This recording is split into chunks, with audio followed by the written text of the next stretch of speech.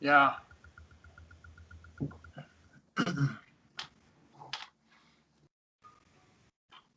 Yeah, it's so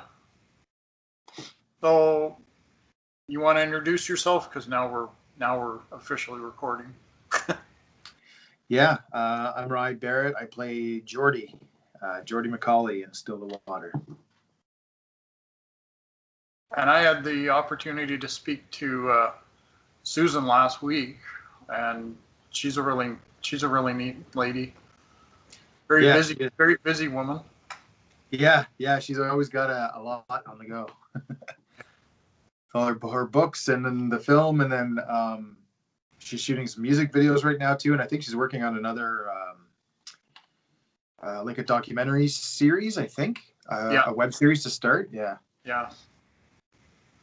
So how did this all come about for you? How did you get? Because she said she just put it out to some agents and that, but I thought your performance is like I don't think Canadian actors, actresses, the whole production, I don't think it gets acknowledged as much as it should. Really, as a lover of film, I really think Canadians don't appreciate Canadian film as a whole. Yeah. It's so I mean, yeah. Like I think there's a certain, like, obviously us film lovers, and we're immersed in it and we know of it and try to celebrate it as much as possible. But yeah, it's some of it flies under the radar. So it's really good, and it really does make a difference when people go out and try to spread the word about films that don't necessarily have the PR budget to spread the word, like the big Hollywood or the Prime Video or Netflix series and films and stuff like that. So it's every little bit helps with that. Well, yeah, and it's such a good story. I mean, your performance is like one of the best I've seen all year. It's just solid. It's solid right across the board. And I just got to ask you, because I asked Susan this, your ability to be able to cry, like your ability to just bring those tears. How do you get to that point? Like how do you arrive there as an actor? Because it's not always consistently shot. Like, it's not. Sometimes it's like she said, all the hockey scenes had to be shot first because they were taking the ice out. So you had to do everything kind of sporadically. So how do you get there as an actor to be able to get that deep into the role where you can?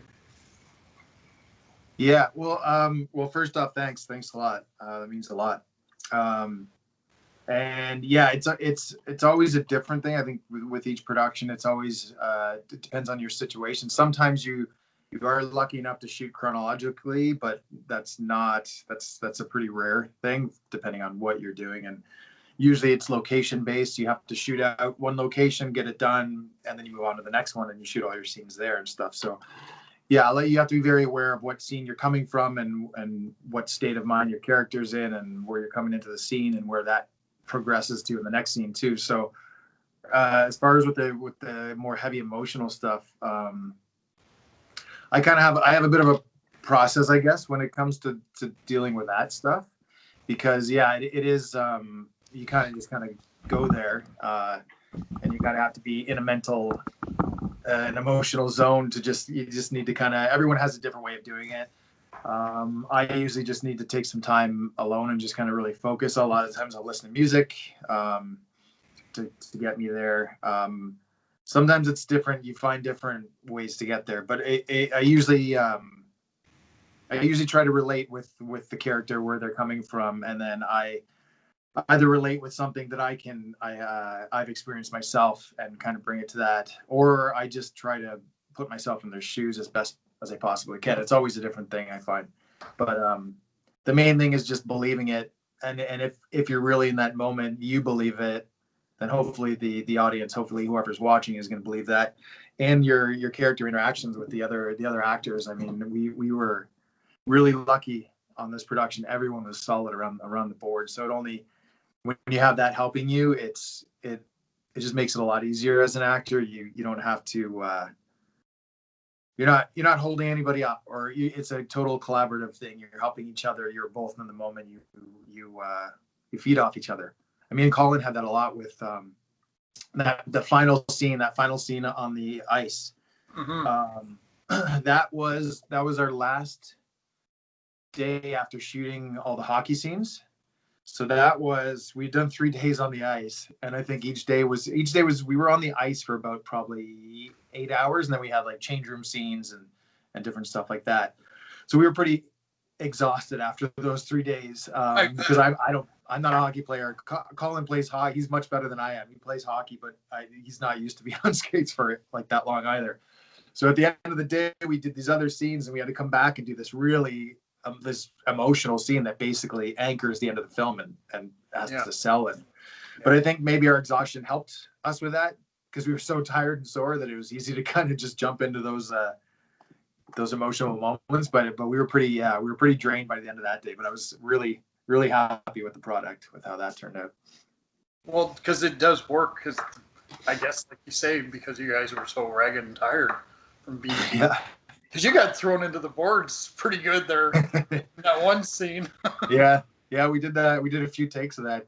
But it was like, me and Colin both talked ahead of time, and we were just like, let's sell it. Let's just really do this. Like, we got pads on. We were protected. We know how to safely hit each other, and we've both done stunt work in the past and stuff like that too. So we just kind of talked it out ahead of time, and we just went full tilt with that. And we definitely walked away with some bruises and stuff at the end too. I actually have I have a torn ACL, a knee injury from the past. I've had surgery on my knee a few times. So when I was first cast, I wasn't even sure if I'd be able to do all the actual skating myself, because there wasn't a lot of training time ahead of time. But so I had a brace on and all that stuff, and my knee was all taped and braced, but I still popped it out, I think twice during the hockey days. So it was it was really physical. Like we're just like, well, if it's gonna look real, you gotta just do it, right? So yeah. You're okay now, though? I'm okay now. Yeah.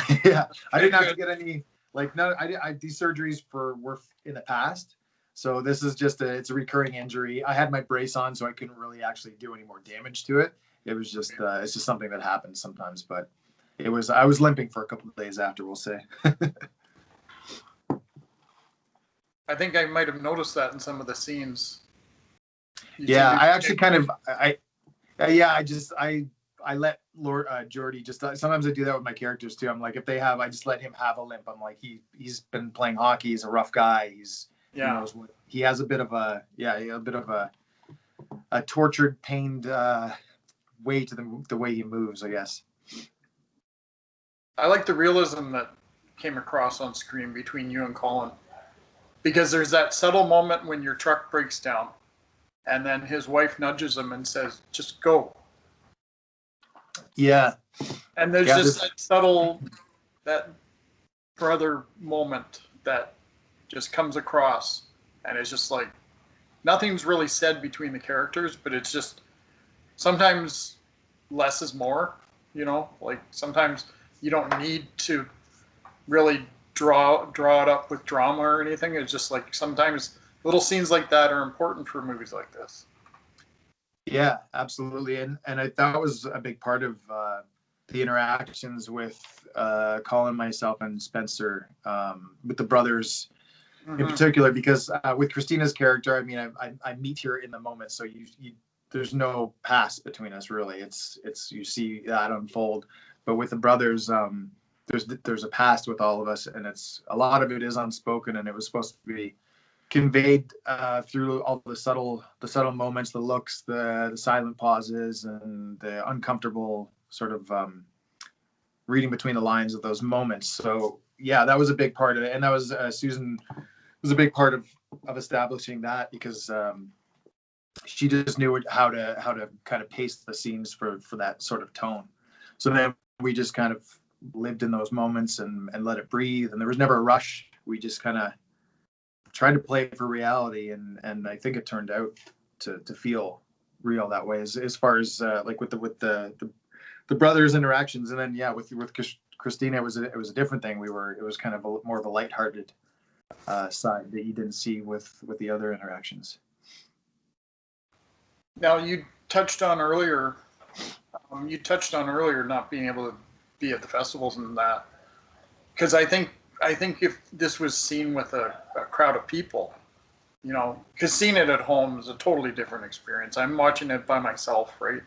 And it's just, you're not getting that reaction from the group of people that you sit in a theater with and maybe talk to strangers about the movie afterwards, right? Yeah, that's a huge part. I mean, I love going to the movies to see. I love going to festivals. I love that interaction that you have with people, and that's the thing. It's like the jokes. Like some jokes will be much funnier when you're with a crowd because some people will pick up on certain things. And you're like, oh, and then you catch it. Or and the same with the sad moments. Sometimes you hear somebody crying beside you or behind you, and it just kind of pushes it up too. But it is a very quiet film. It's something you can definitely watch on your own and still and digest it. But yeah, I really hope we still get a chance to see it in a theater at some point down. Hopefully not too far from now. But yeah, it's definitely a different experience watching, especially with a film that's relatively recent to you. Watching people how it affects them and getting to interact with them directly with the Q&A afterwards and stuff like that. Yeah, because I enjoy going to the festivals and meeting the actors like yourself. But thankfully we have this way to connect. Yeah, you're in Toronto anyway, right? Or you're in Toronto. Yeah. Yeah. So.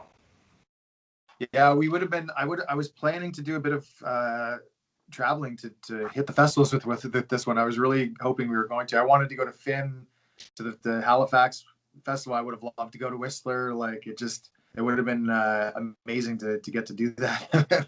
I mean, there's a lot of other worse problems out there, obviously, but it was a bit of a bummer for a lot of people this year in that way. I mean, it's still great to be a part of a festival, obviously, because we need to get the film out there and for people to see it.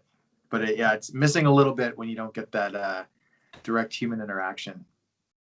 Well, and it's going to be available online through Whistler till the 31st across Canada. So that's nice. So at least if Canadians want to watch the film and see your great performance and Collins and the rest of the crew or the rest of the cast, they'll have the opportunity to do so, because I think it's a film worth seeing. I really enjoyed it.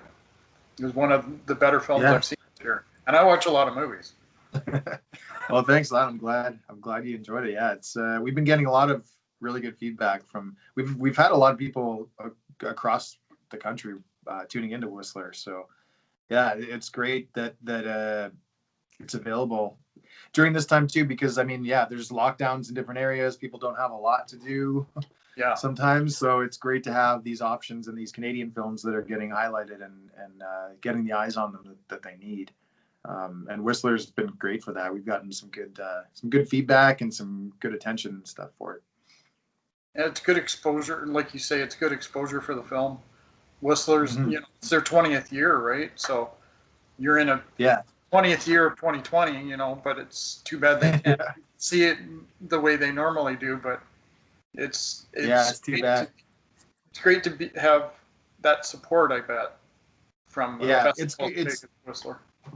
Still great seeing that all the festivals they still went forward and did the digital because it's here, because otherwise there'd be so many films that just wouldn't get the attention. Or next year when festivals are hopefully back up and running like normal, there would be such a backlog of films to look at, because I think there were still even films that people held on to this year that they didn't want to do the digital release. So I think there still will be a lot of films next year too. But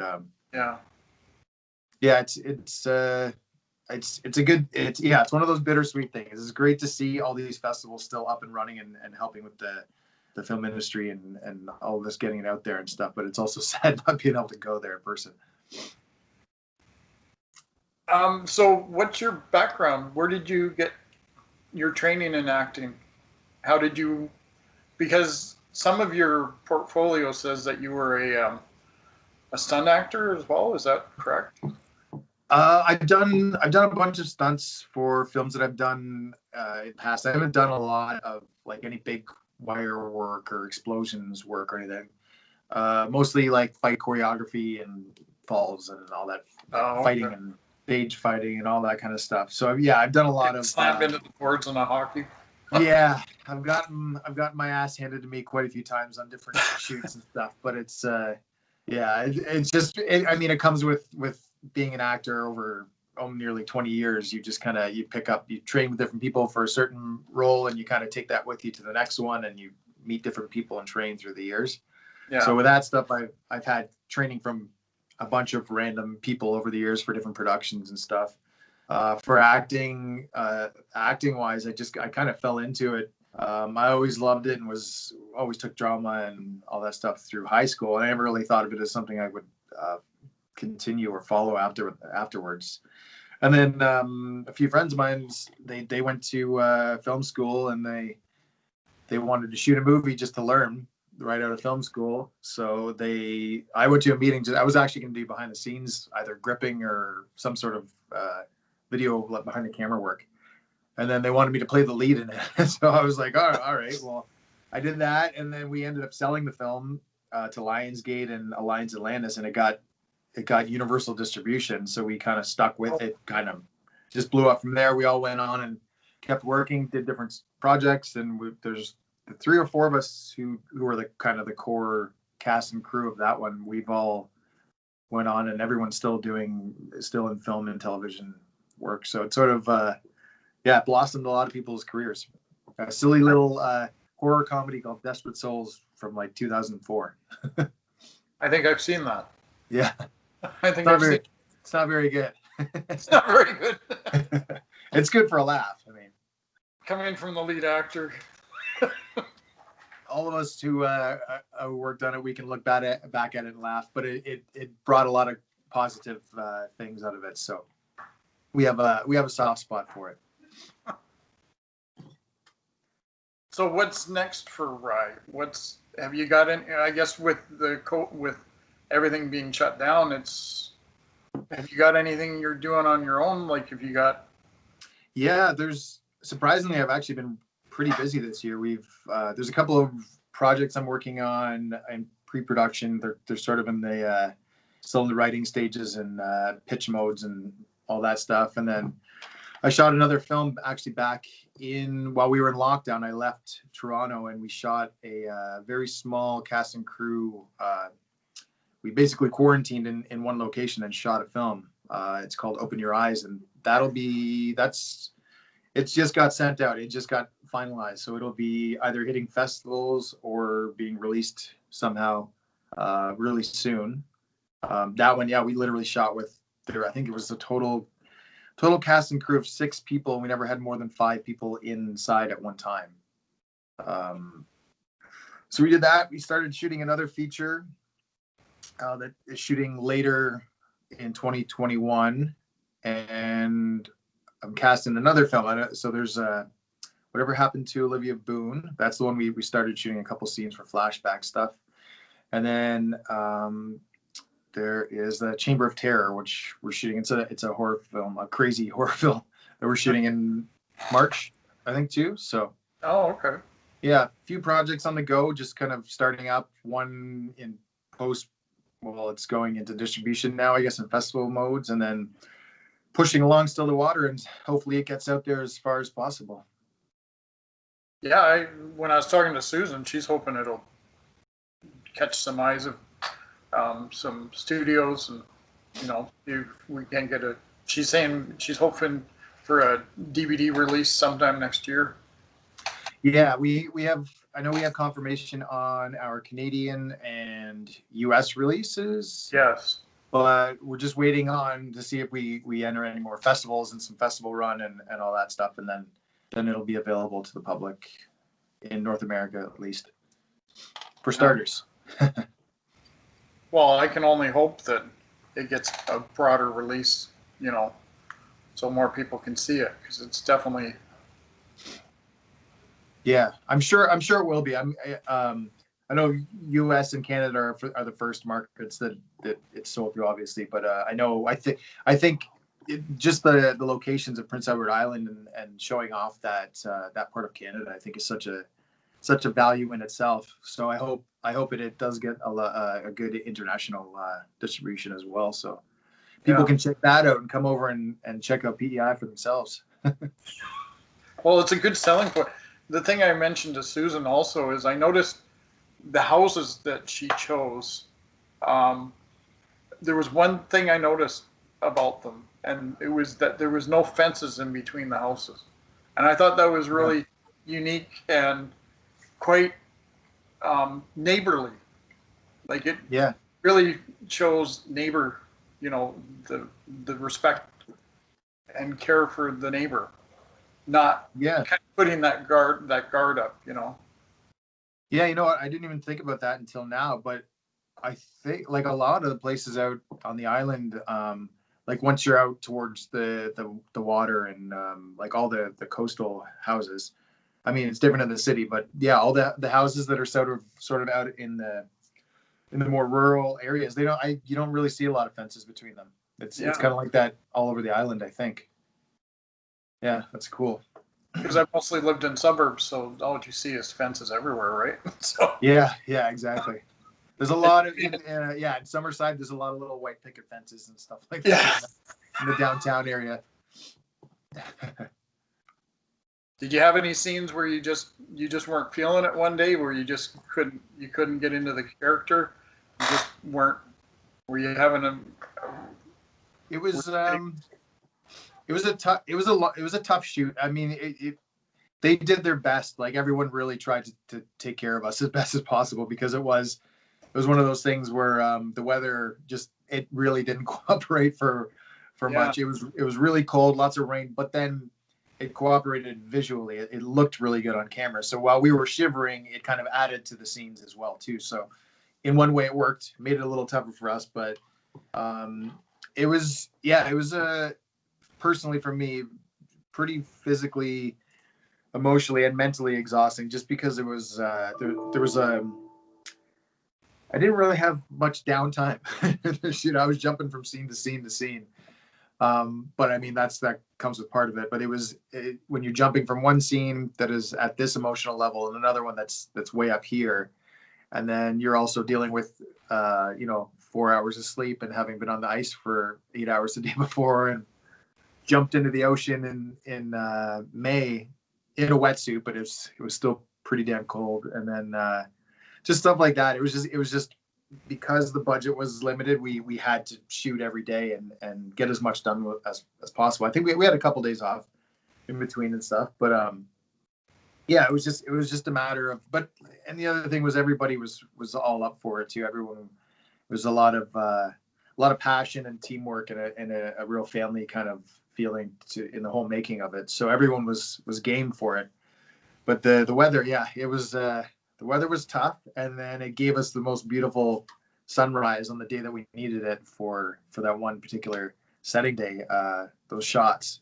So it actually worked for us, but it made it a little tougher. That was about it.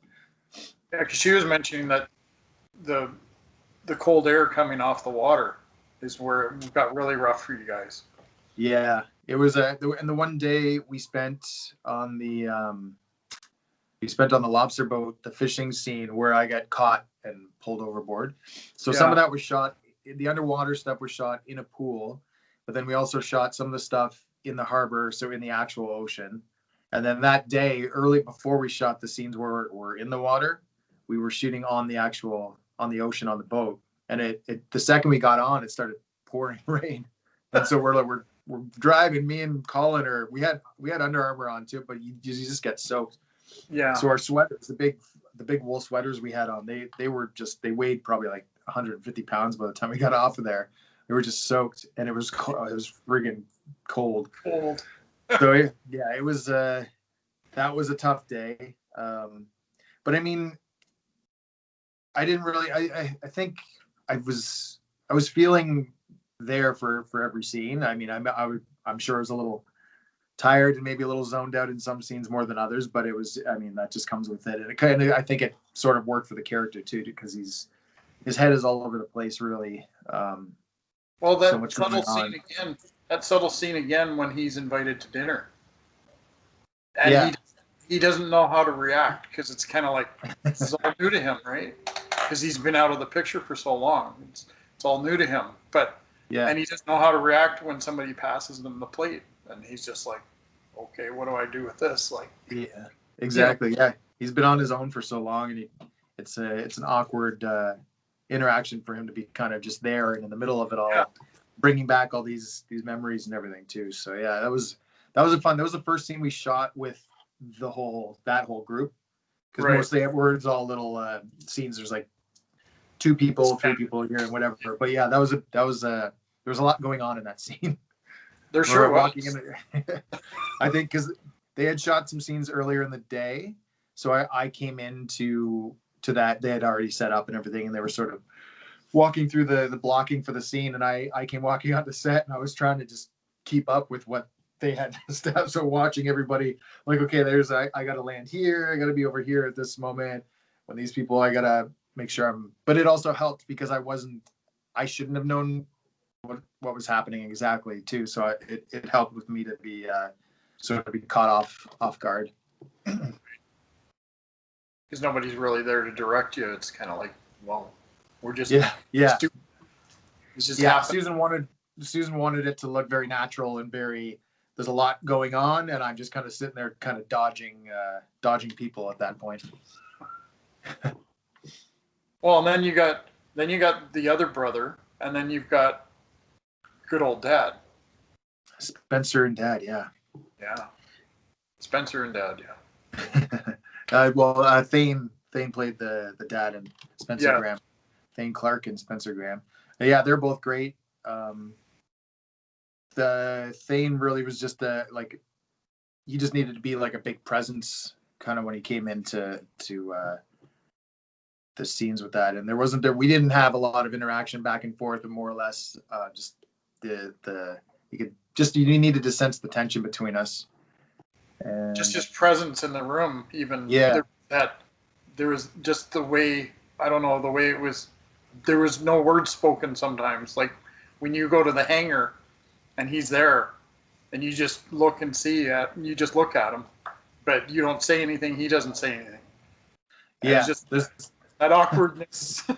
Yeah, there's a lot unspoken between us, and it's all between the lines and the past of what happened between Jordie and his father and them as kids growing up and all that stuff. It's supposed to be just there and heavy, and the atmosphere of it is and it's great the way that the Thane and Spencer, they played off each other too, because Spencer, playing the younger brother, he didn't see a lot of the same abuse and terrible things that we saw growing up in the father, so they have a very different relationship in the film too. Yeah. So yeah, I think it all the 3 brothers and the father had that unique sort of setup of the way that they would interact. And it's a very relatable story because a lot of families are like that. You know, there's a lot of animosity. There's a lot of breaking of the family, you know, especially after the matriarch, the mother passes, you know, families tend to dissipate. They tend to break apart. And so that's a very real story, you know.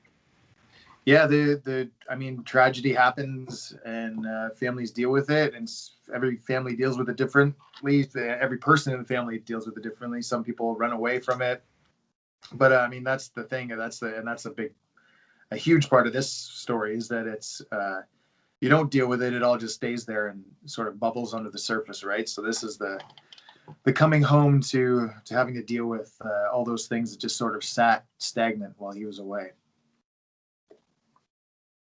Yeah, it was nicely put. It's a good way to kind of sell the film a bit more. Yeah, I told Susan it's a great poster, because if you needed to say it's Canadian more than anything, besides having the buildings behind you. Sorry, phone's ringing. There's anything more conceptual than having it be Canadian is you two wearing toques. And she's like, I never even thought of that. It's like, well, yeah, we got those toques on for. I have mine on for nearly every scene. I think there's a couple. I mean, I'm indoors without it, but that's about it. That was my safety toque. And I think actually, I went through like 3 or 4 different toques somehow too.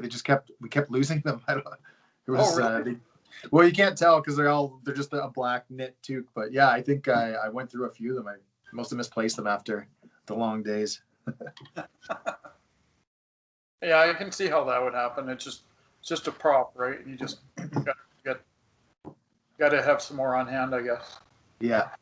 Well, and that was the thing. It was so cold out that everybody, if there was an extra toque lying around, somebody was going to use it. I mean, there was a few people who got pretty sick. Susan was quite sick with like a cold flu, just being run down towards the end of the shoot. She barely even had a voice. She had to like speak through a speaker to be able to talk because she was hurting at the end. But yeah, she troopered through it, and on the last day, she couldn't speak fully loud, but like her voice was there, but you could tell she was straining. Yeah, and I even like the little romance between you and Amy. I forget the. Oh, and Abby, yeah. Abby, yes. Yeah, with Christina's character, yeah. Yeah, that's another layer of drama that comes into things too. Him having to sort of just reconnect with everybody and deal with all the issues that him and Nikki have, but then also sort of starts falling for this woman and finds out that there's a little more going on there too that creates this triangle and really another reason for Nikki to resent him too. So it really definitely gasoline on the fire with that whole storyline. I think it's great. I think the whole film works from beginning to end. It's a great little story, and it's, like I mentioned, it's a relative story. I think a lot of people are going to relate to. Yeah, I think so. I think it's a very relatable story. I definitely connected with it on that level, and I think most people who were involved with it did. So, yeah, I'm very, very excited for people to see it and to get that sort of connection with it. Now, as a fellow film lover yourself, how do you feel, because we're talking about hopefully going back to the theaters, how do you feel about deals like HBO Max? Like they're gonna just throw everything on HBO Max, and Canadians are left to their own devices. Like, yeah, I've been following the stories on that and reading a few of the interviews from Christopher Nolan, and I forget who else it was. Somebody I was reading their takes on it too, and it's a tricky area. I mean, right now I get it because of the lockdowns and because of how everything is. Once everything gets back a little more closer to normal, I hope that it goes back to that we have films go to the theater first, at least for a week, and then hit the streaming services, because I love seeing films in theaters, and a lot of films are made to be seen on a giant screen with big sound. And it really just takes that away from the filmmakers and everyone involved with it too. Right off the bat, they don't even get that chance to present it the way they want to. So, I mean, there's so much content with all our streaming platforms that I don't think it's needed. Like I don't think they need to do that. It's just that we can have it now. We want it now. I don't think you should necessarily have to have it now, kind of thing, right? So I don't know. I hope it sort of trickles back the other way, but I guess it all depends on how profitable it is for Warner Brothers and HBO. I can't. I feel like they're gonna lose money on that. I mean, but right now there's no theaters really to take that box office. So it's kind of a time being sort of thing, I guess. I don't know. it's a double-edged sword, because it's like they want to get the movies out, but then there's no way to get them out. And I think if they do the double release where they have it on HBO Max in the theater, but the theaters are out and they're thriving. I think people are going to opt to go to the theater, even if they have to pay, more money, because they're just like, I want to get out of the house. Yeah, I think if the theaters are an option, I think a lot of people will too, just for that, and for film lovers like ourselves, we love to go and see it on the big screen, and then I think there will be the crowd that is like, oh, this is on, and they're gonna throw it on regardless. Yeah. So I think that it might not make a difference between who those people are, like, and then yeah, some people will go to the theater for a date or just to get out of the house as well. So yeah, I guess we'll see in the next 6 months or so how it starts to play out.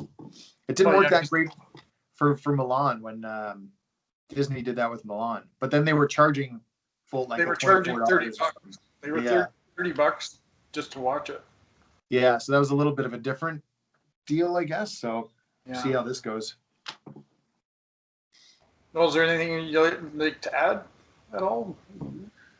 I don't think so. I think I blabbed pretty much as I could get. That's what whenever you have a Zoom, you're so used to not. Well, we're locked down here in Toronto right now, so we've been having minimal contact with anyone really, other than Zooms, and that's pretty much it. So I get on camera and I just start blabbing away of pretty much anything. So I think I've got it all out. No, that's okay. That's what this is all about. People get a chance to know. People get a chance to know you and know what you're about, and get to know about the movie and the experience you had making it. Yeah, well, the only other thing I got to say is thanks for having me. It's been it's been a pleasure. It's fun to chat about the films, and it's the one thing that's missing a little bit from the lacking personal contact of actual in-person festivals. Yes, most definitely. And I thank you very much for taking time out of your day to talk to me. Yeah, no, it's my pleasure. I'm sure we'll talk again. All right, Anthony, take care, my man. You too. Thanks, Ryan. Yeah, we'll chat again soon, I'm sure. Merry Christmas. Merry Christmas.